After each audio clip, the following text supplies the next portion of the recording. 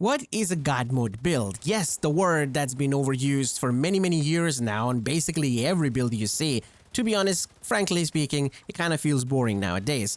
However, there are builds that exist, like for example, slapping a memento on basically any build and calling it a God mode, or having 2 million armor hitting like a wet noodle. God mode. I know it exists, I understand that, but hey, many people kind of like it, which is fine because everybody has their different opinion. I mean, you do you, but to me, a God mode build is basically Foundry Bulwark where you can just survive anything, like the more damage you take, the more healing you get, but we're not going to show you here that. We have some damage and survivability all at the same time. Not some, actually quite a lot. So all your red build users, like all red build users, let me just pull you out of your comfort zone for a second and show you this build because you requested this. All the 13 people that requested in the past 3 weeks, let me show you this build, okay?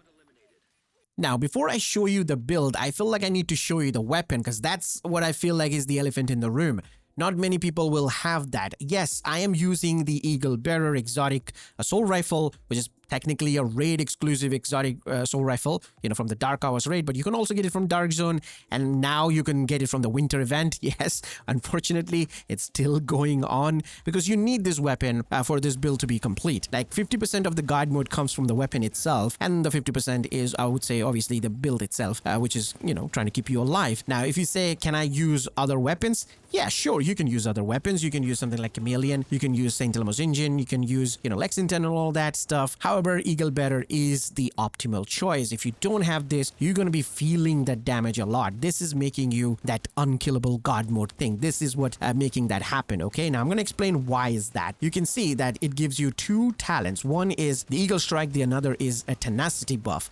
When you get a headshot kill, you glow red. That's it. You glow red for 15 seconds. You can tank literally anything, like bullets, turrets, explosion, grenades, whatever. You can tank all that stuff. But after the timer is expired, you're going to take all of that damage and that will probably kill you. But to prevent that from happening, you just need to get 3 more kills while you're glowing red within that 15 seconds, which shouldn't be that big of a deal. You just need to get 3 kills and then you're going to be completely removing all of that damage that is going to apply to you. Yes, it is that simple. Now, previously, back in the days, it's supposed to be headshot kills only, but now you can just get body shots. The only downside of the Eagle Bearer is the optimal range, which they nerfed it a few seasons back, so it's 26 versus something like St. Elmo's Engine, which has 31. But they both are similar type of weapon, similar RPM. However, Eagle Bearer actually has higher base damage or total damage than the St. Elmo's Engine. Like you can see, my St. Elmo's Engine is 20 weapon expertise, and that's the total damage, versus the Eagle Bearer, which is only has 15, but I'm almost there. So if I make this 20, it'll beat the damage of St. Elmo's Engine.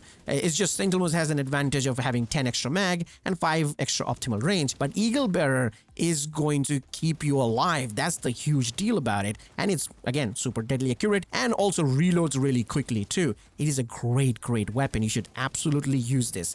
So that's the weapon I'm going to use. Anything else is just going to lose in the competition against Eagle Bearer in this particular build.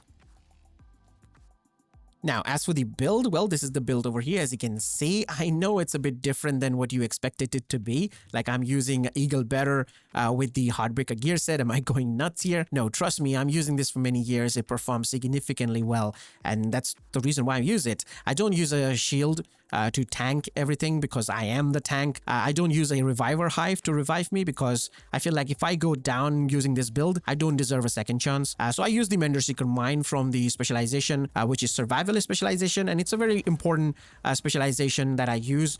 Normally people use as Gunner, I know, but I use this for not just the Seeker Mine that, the cute little Seeker Mine that runs around and heals me, but on top of that, I get 10% up protection from elites from it. And I also get the Incendiary Grenade, which is, the fire grenade that burns enemies, which is nice. Plus, not to mention the weapon itself, the crossbow, which can one-shot armors of Chungas and also Warhounds, which is pretty awesome if you decided to use that, to be honest. But yeah, that's the specialization I prefer using it. Now, as for the gears, let's just talk about the mask here first. I am using a Nightwatcher, which is the named Gilligard mask. Don't get confused by the other one, which is the, chill out mask. It's also a named Gilligard mask, so keep that in mind. We use Gilligard here because we get that 5% of total armor, which which is good because more armor is more regen. And with this, we get that name stat, which is 100% scanner pulse haste. And since we are using a scanner pulse, we're going to get 100% uptime on our pulse. Actually, more than that, because you're basically going to get your pulse back even before the enemy pulse has expired, like the pulse on the enemies have expired. I have crit chance here as the second attribute, and protection from elite mod, 12%. If you have 13%, you can use that. That's really sweet. You can also use something like the,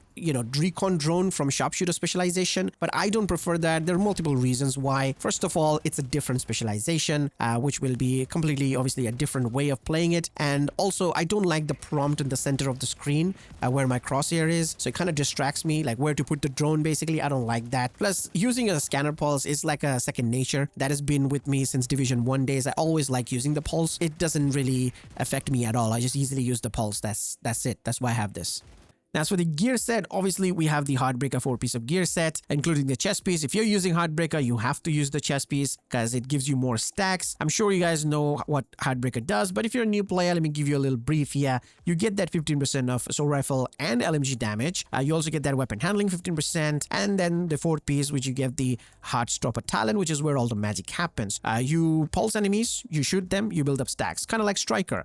You do lose 2 stacks per second though, but you can just build up the stacks really quickly and then you will have more damage. Now, since we're using the chest piece, we're also going to get extra stacks, like 50 stacks more. Instead of just 50, you'll get 100.